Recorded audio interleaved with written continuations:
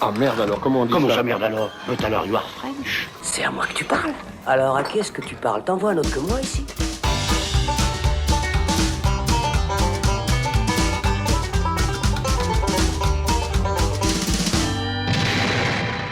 Salut les cinéphiles, bonjour ou bonsoir à tous, c'est Alex, bienvenue dans ce nouveau long format carrière consacré à la filmographie d'un cinéaste.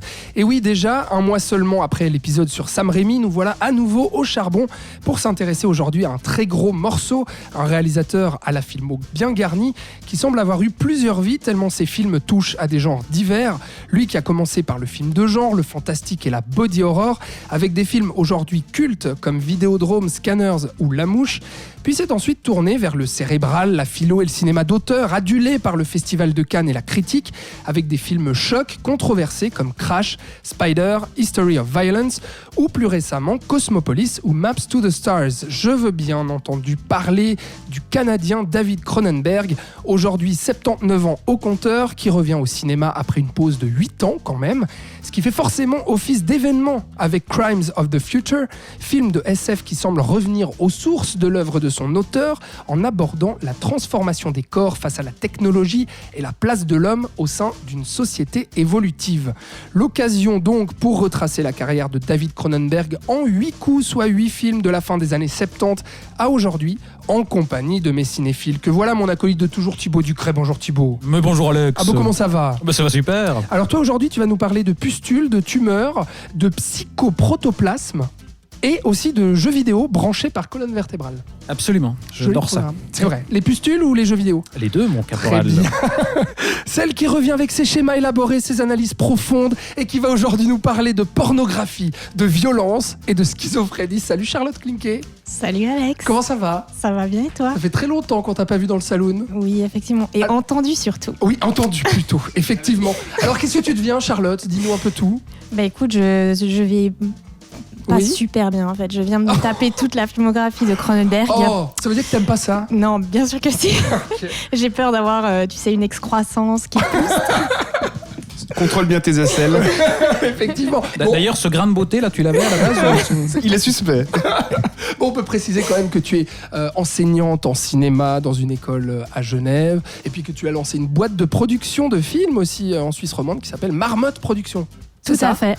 Magnifique. Merci beaucoup. Trop bien. Avec plaisir. C'est vraiment super de te recevoir ici dans le saloon. Et puis on reçoit bien entendu notre Ubermensch favori qui va lutter non pas contre son ego, c'est dommage, mais contre son alter ego. Puis ensuite sombrer dans la folie et la paranoïa et regarder le monde brûler depuis sa limousine.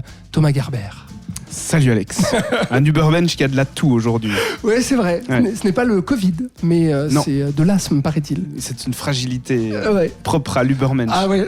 Mais t'as dit qu'il était dans une limousine. Peut-être que je développe des branchies gentiment et que Je pense que ça fait ça, Cronenberg. ouais, C'est ouais, peut-être la clé de certainement. la Ouais. limousine. Bon, Ça me Thomas, coupe le souffle. ça fait depuis... et c'était quoi? Denis Villeneuve, je crois qu'on avait fait le dernier long format avec toi. Tout va bien dans ta vie? Tout va bien dans ma vie Ouais. et tout va mieux une fois qu'on a parlé de Denis Villeneuve. Et surtout, ça peut que aller mieux quand on parle de Cronenberg plutôt que Oui. de Villeneuve. Un Canadien peut en cacher un autre. Ah oui, c'est vrai. Sous celui-ci, il y a plus de talent quand même. Ouais, effectivement. Et puis c'est vrai qu'on t'a invité parce que t'es un immense fan de David Cronenberg. On aura l'occasion d'en reparler. Et puis on précise, Thomas, pour ceux qui ne te connaîtraient pas encore, qui n'auraient pas écouté les autres long format du Saloon, que tu es professeur de cinéma et de français. Tu es chroniqueur sur la radio Griffe et sur la RTS aussi. Et t'es animateur du podcast de filmexposure.ch.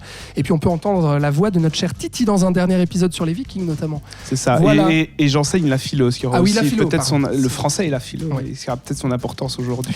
Peut-être. Je vais vous rabattre un peu les oreilles avec Ouais. des références philosophiques. C'est ça, effectivement. Donc tu mets un petit warning à nos auditeurs. Attention, cet épisode Contenu Cronenberg- sérieux. Contenu sérieux. Cerveau fragile, s'abstenir. Effectivement. Adepte de la pensée courte, tournez le dos. Exact. Bon, en tout cas, ça fait vraiment un grand plaisir de vous recevoir tous les trois pour ce long format. Je vois que vous êtes en forme. Alors si vous êtes prêts, eh bien David Cronenberg en 8 coups, c'est parti. C'est chouette comme métaphore, non? C'est pas une métaphore, c'est une périphrase. Oh, fais pas chier. Ça, c'est une métaphore. Avant d'attaquer les films de Cronenberg, je tenais une nouvelle fois à vous remercier, chers auditeurs, d'écouter le Saloon et d'avoir plébiscité notre dernier long format sur Sam Raimi, que je vous encourage à écouter si ce n'est pas déjà fait. Tout comme les autres épisodes sur des réalisateurs, il y a Steven Spielberg, Denis Villeneuve, on en a parlé, Zack Snyder, Tarantino, Scorsese, etc. Et aussi nos épisodes flashback sur les sagas cultes comme Scream, Fast and Furious ou Star Wars. Et puis on vous rappelle aussi que dans ces longs formats, qui portent bien leur nom, vous pouvez utiliser les time codes en description pour passer d'un film à l'autre, choisir ce que vous voulez écouter ou non, ou reprendre simplement votre écoute en plusieurs fois. Et si vous aimez cet épisode sur David Cronenberg ou les autres épisodes du Saloon, faut pas hésiter à partager ça à vos amis. Je rappelle que le Saloon existe grâce à vous, qu'on est 100% indépendant et sans aucun financement, et aussi qu'on n'a pas de thunes non plus. Voilà, pas de budget propre pour financer ce podcast. Mais voilà, on le fait avec amour et plaisir. Voilà, fini donc l'auto-promo et puis la promo de mes cinéphiles autour de la table. Et passons donc à notre sujet du jour. Et comme à chaque long format carrière, on pose le contexte en dressant le portrait du cinéaste qu'on va décortiquer. Et pour poser le contexte, vous le savez maintenant, vous qui nous écoutez d'épisode en épisode, le meilleur dans cet exercice, c'est bien sûr notre meilleur cow-boy Thibaut. Alors, dis-nous. Notre meilleur cow-boy ? Ouais, je sais pas, le Saloon, cow-boy. Ah oui, d'accord. Oui, c'est vrai que. Oui. On était un peu loin de Cronenberg, mais on était plus proche des cactus. Enfin, écoute, ça me va.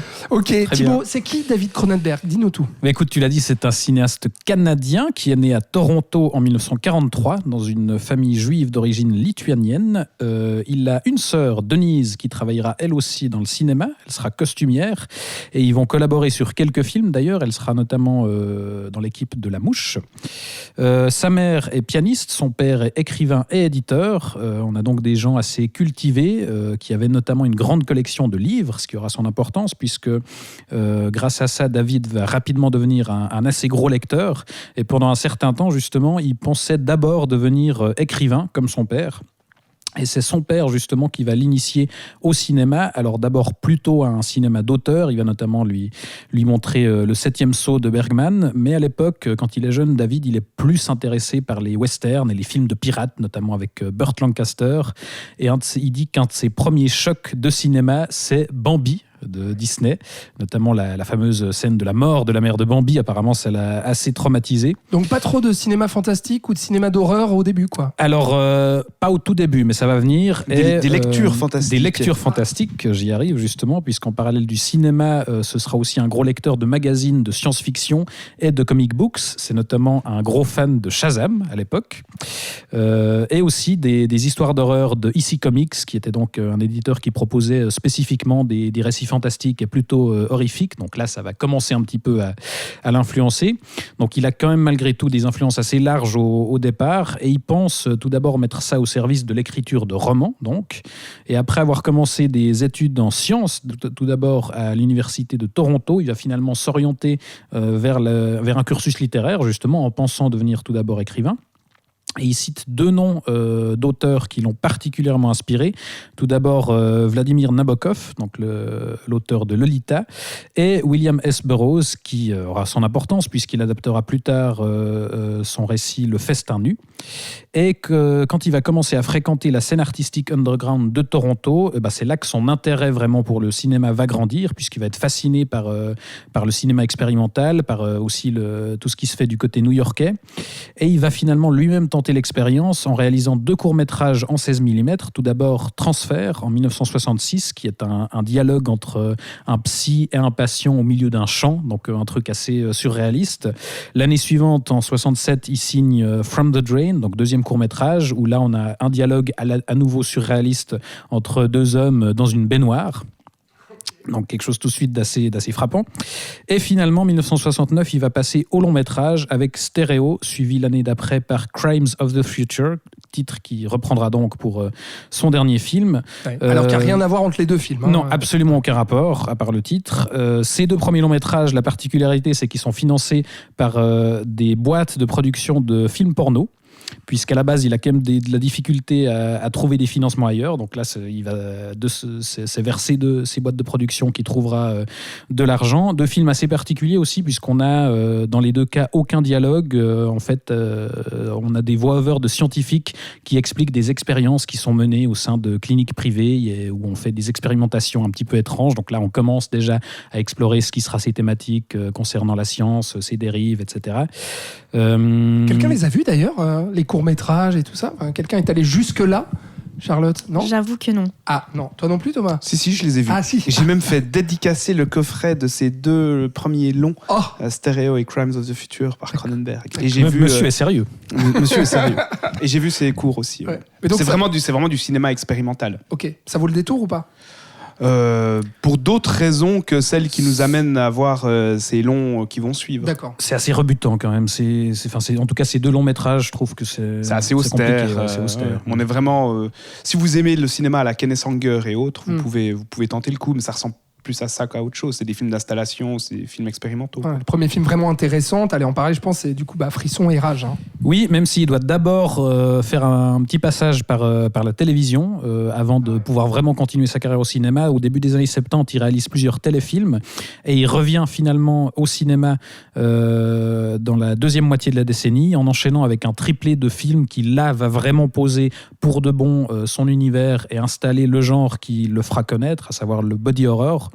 Ce trio de films, c'est Frisson, Rage et Chromosome 3, avec lesquels il va vraiment construire son univers avec cette idée d'une horreur liée à la mutation du corps, créée par des expérimentations scientifiques, avec cette exploration du trouble sexuel aussi, de la psychanalyse, etc. Et là, ça vaut vraiment la peine, quand même, faut le dire. Là, ça Frisson vaut et vraiment la Rage, peine. à voir, quoi. Ah oui, c'est deux films d'horreur assez glauques. Enfin, vraiment, là, on est dans l'organique pur et dur.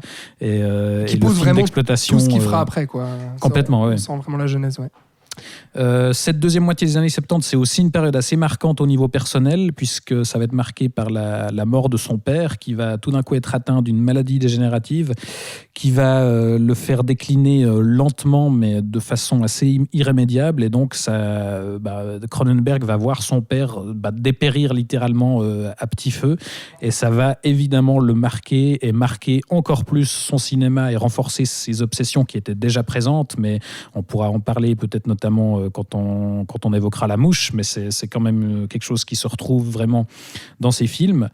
Et ses premiers longs métrages, c'est pas des grands succès, mais ils vont assez rapidement marquer les esprits et choquer la critique et voilà, faire parler de lui quand même. Mais c'est des tout petits films qui sortent pas de l'Amérique du Nord, non, quoi. Hein, au effectivement, début, hein. mais ils acquerront peu à peu un statut culte. Et c'est finalement en 1981 avec le film Scanners que là il va vraiment connaître son premier succès commercial et que sa carrière va être lancée pour de bon.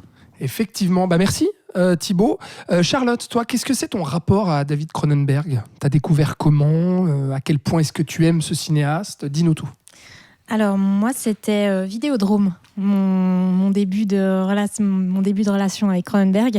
Tu te souviens quand tu l'as découvert? C'était quoi? Oui, c'était en 2000, c'était assez peut-être tardivement pour certains, mais c'était en 2012.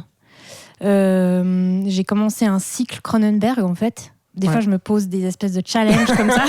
Donc c'était la curiosité de dire ok, Oui. je prends cet auteur, je le découvre. Oui, et après, j'y vais c'était à aussi dans le cadre de mes études. Ah, Il y avait d'accord. tout un contexte qui était là. Mais on n'étudiait pas Cronenberg en particulier. Mais voilà, le hasard a fait que je m'intéresse à ce cinéaste. Et donc, j'ai commencé avec Vidéodrome, en fait. Ok. Et après, s'en est suivi... vu que c'était 2012, j'avais pas mal de choses à... Je pense que c'était à la sortie de Cosmopolis, en fait. D'accord. Ou peut-être pas. Bref, je ne me souviens plus. Mais c'est ce qui fait que j'ai commencé par Vidéodrome, en tout cas. Et puis après, j'ai regardé tout ce que je pouvais regarder de Cronenberg à cette période. Donc t'as mordu, ça t'a plu en fait? Alors... Pas tout. Pas tout, ouais. Enfin, il y a certains films qui m'ont plus plu que d'autres. Et je me rends compte, en venant aussi aujourd'hui, que les films de Cronenberg traversent les époques. Donc on peut les avoir vus à une époque, mais en les revoyant plus tard, on les lit aussi différemment. Pour ça, je trouve que c'est des films très intéressants. Pas tous, hein. Enfin, je veux dire, il y en a certains qui m'ont plus parlé que d'autres. Mais Vidéodrome, par exemple, c'est le cas.